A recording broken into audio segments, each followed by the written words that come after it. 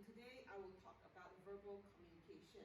Okay, what is verbal communication? You have learned what is non-verbal communication with your eye gestures and your contact, your body language. Basically, there are two parts of communication: non-verbal and verbal. So after what you have heard Dr. Anita's lecture on non-verbal communication, now we will look at what is verbal communication. Now, first of all, we need to know the meaning of verbal communication. It means the use of words to deliver and share with people. So basically, it means what you are saying, the voices that you make, and the sound that you make to show people that I'm trying to tell you a message. Remember, non-verbal is about no voice, just totally your body language, your eye contact, while verbal communication is entirely about the sound that you make. For example, radio, okay, when you hear people talking, how does a radio telecaster portray the excitement? Okay, so all these are about verbal communication skills. Now, it involves both spoken and written communication, but people typically associate verbal in terms of only spoken, so what you are saying. Okay. Now, it is speaking involving three main aspects. For example, the first, the words that you choose.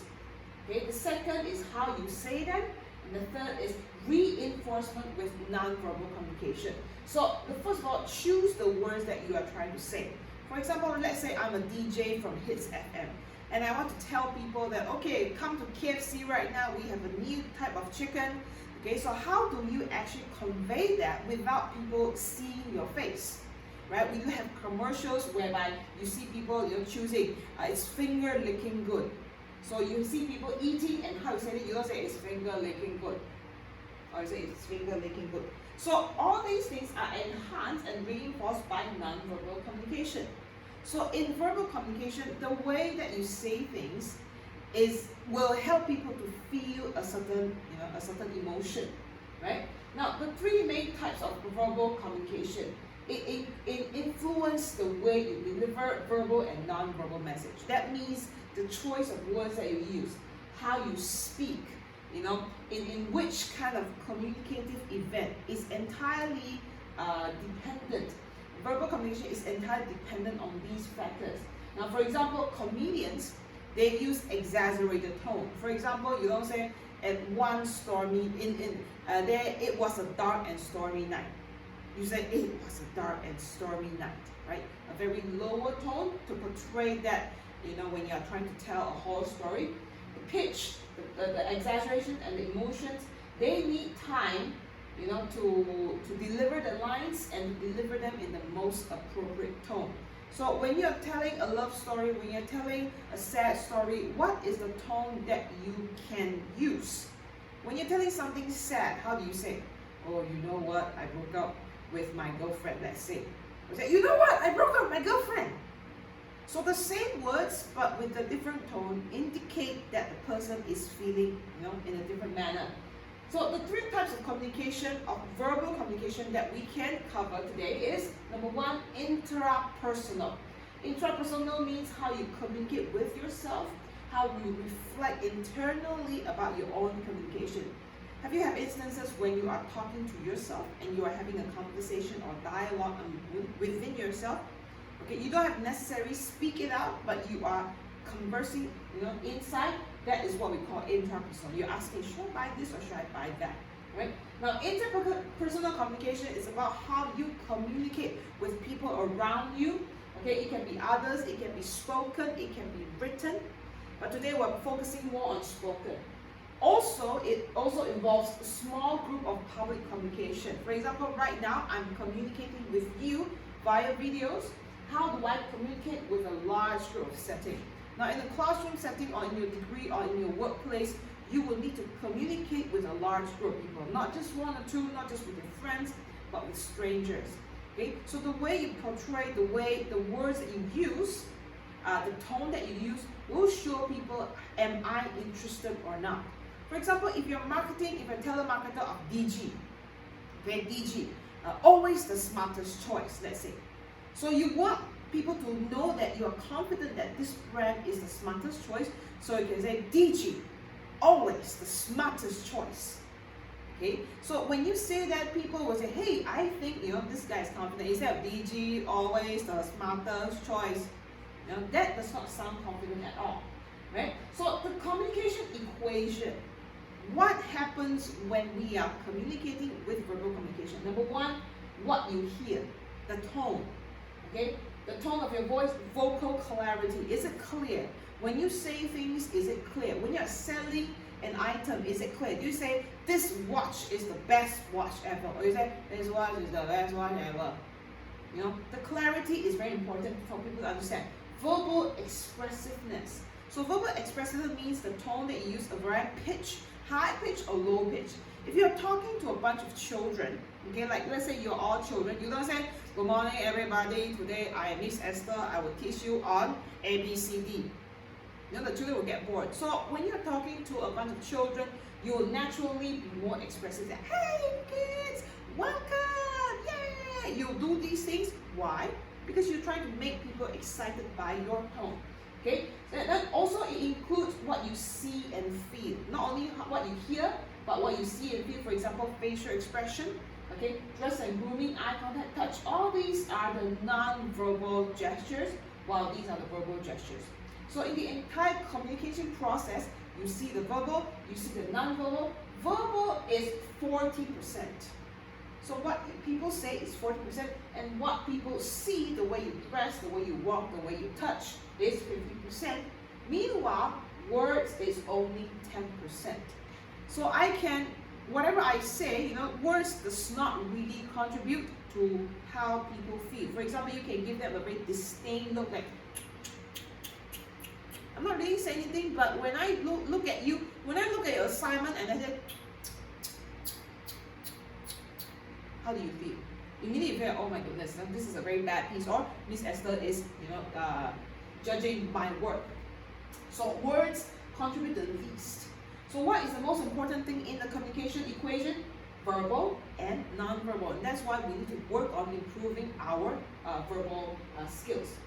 Now, one interesting aspect that we're going to cover today is about paralinguistic. First of all, we need to see what paralinguistic means. It means vocal communication that is a part of what you're saying. You might say the word wow, right? So paralinguistic, it includes what the word wow and how you are saying it. So it includes non-verbal cue like the tone, loudness, pitch, and speed. Okay? So for example, if I say the word wow, okay, wow, wow, wow. Okay, so different wow will mean different things. For example, the word e. What does it mean? It means disgust. It means like surprise or ye. Okay, so different way of saying the same word ye or wow or anything at all actually. That is what we call paralinguistic. So there's not one correct paralinguistic of how you should say things. It all depends on what you are trying to do. It all depends on your presentation. Okay? For example, if you're trying to make a point, you want to express yourself in a stronger point. For example, the word What does mean? Means yes.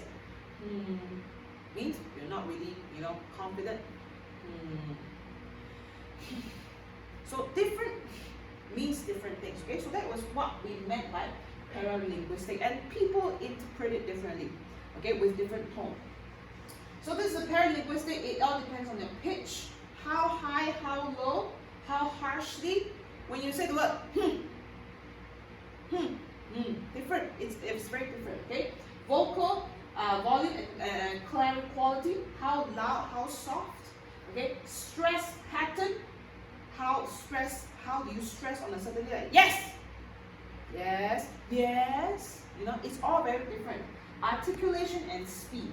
Therefore, we can say that we speak paralanguage when we gasp, we sigh, we clear our throats, we change our tone, we whisper, we shout. We emphasize certain way of hands, frowning, smiling, laughing. String vocal identifiers like and aha between our words. So these are all the paralinguistic. For example, all these are what we call paralinguistic, and it depends on the occasion that you're using, and it tells people different things. Alright. Now, watch the following videos. Now, these videos, I would like you to go back and watch on your own, okay, and compare between two stand-up comedy routines. Now, the more you watch, you're gonna say that, why do I have to watch these things? When you watch, you're gonna understand more about how these professionals who earn billions of money just by doing stand-up comedy, and how they are an exemplary of what or how you can behave using your verbal communication. And also list down the paralanguage that they use to enhance their speech. Okay. Now move on. We move to culture and verbal communication. In low context communication cultures, most meaning have to be delivered in explicit ways. For example, what does low culture mean? Low culture means, for example, they are more direct. They are not like, when you want to say that, hey, your breath stinks. We can't say, yo, your breath stinks, man. You're killing everybody here. Okay? So speakers are very upfront. They don't mince words. They'll just tell you, hey, I think you need to brush your teeth. But for high context cultures, communication cultures, most information is indirect. They are sugar-coated. They are often implicit. We are very subtle. Let's say a person from a low context of communication culture, with a person, the breath stinks. You can say, hey, I think you need to brush your teeth, man. And compared to a higher communication culture, the person would, instead of saying that, we don't want to hurt your feelings, I'll say that, hey, do you need a chewing gum? I have a lot of chewing gum in my pocket, I can't finish it, maybe you want one. So that is the difference between a high communication culture context and a low communication culture. So that is the main difference. So sometimes you might meet people and you say, hey, why is he being so direct? He is very hurtful. He always says things that hurt people's feelings. Now, you might want to examine which culture does he or she come from before jumping to the conclusion that he is a very hurtful person. Okay, so those are what we call verbal communication. Different culture communicate in a different manner. All right. So what is good to you may not be good to other people. We Asians, Southeast Asians, prefer to be more subtle. Right. So this is what I meant by low context and high context. Just to reinforce, low context culture means they're very specific. They're very detailed, they're very precise, and they're poor at decoding. So you can't, keep doing it in front. If you're not interested, you just say, I'm not interested. Don't like this. They won't understand. So when you are communicating with a culture that is very low in context, be very direct. Don't be afraid to hurt people's feelings because they don't take it personally. Alright, so this will be the German, the Swiss, the Scandinavian, the Americans, the Canadians, and then we move on to French and Spanish in the middle ground, Mexican, Greek, Arab, and then Japanese and Chinese. We have the high context, we are less direct, we emphasize more on building rapport, we emphasize more on making sure that you are okay, you feel okay, we don't want to hurt your feelings. Okay? Alright? Now, Asian cultures, we suppress facial expressions. That's why, if you're from the Asian culture, you know that we rarely hug each other. For example, if I'm patting a friend, I'll just say, hey, good job, good job. What is this called? This one, I call the Chinese pat. Good job. Or, don't be sad. It's okay, don't be sad. Instead of hugging people and say, oh, it's all right, we just give them a pat, a quick pat. Why? Because we don't want to invade and we are less expressive. You notice that in some families, we don't really say the word I love you. Alright? Okay? So the Japanese will use more roundabout ways to express their negative emotions. They're not direct. They want to avoid embarrassment. Okay, so they'll use a very roundabout way. Okay? While Latin Americans, are more expressive. Okay, you can see that they use more facial expressions, they compliment. So let's say you are a Chinese and you go on a date with a Latin American. So the person will start touching you a lot. You're so beautiful, you're so sexy, you're so handsome. And you're so nice, and start touching you, touching your back, touching your this and that. And you feel sexually harassed and you go and report police. Right? So the person will say, hey, I'm deported. Why? Because you reported that I'm sexually harassing you. Now, in actual fact, this person might not be sexually harassing you. It is just in his culture that he behaves in this way. Similarly, when you see, for them, when they go on a date with you or you see a new friend, you'll be like, yeah, what's up, bro? Yo, what's up, bro? no shaking hands, no hugging, they will feel like, why are you being so unfriendly? And they will have a bad perception, negative perception towards your culture. Now, these are all what we call difference in culture. There's nothing wrong with each other. It's just that we need to build an understanding. All right? Now, the way you speak and express your thoughts are culturally bound. Why do you speak the way you do? The way you talk to your girlfriend, the way other cultures talk to their partners is completely different. Right? So it's all towards our culture. For example, in Malaysia, Vietnam, and Southeast Asian countries, it's impolite to address people with your name, with your first name. You don't address your mother as, let's say my mother's name is Janet. Yo, Janet! Let's say I want to eat porridge. You don't say those things. You're going to get slapped and chased out of the house, right? But for Western cultures, they are okay. So in this culture, because we are in the Asian culture, we would prefer to address our lecturers as dear Miss Esther or dear Dr. something something, right? So you address that in a more polite way, it's more acceptable. You don't call your teachers by your first name. You're like, yo, what's up? Anita, let's say, okay? You say, hi Dr. Anita, how are you? So that is an appropriate and more acceptable way of addressing, okay, in our culture.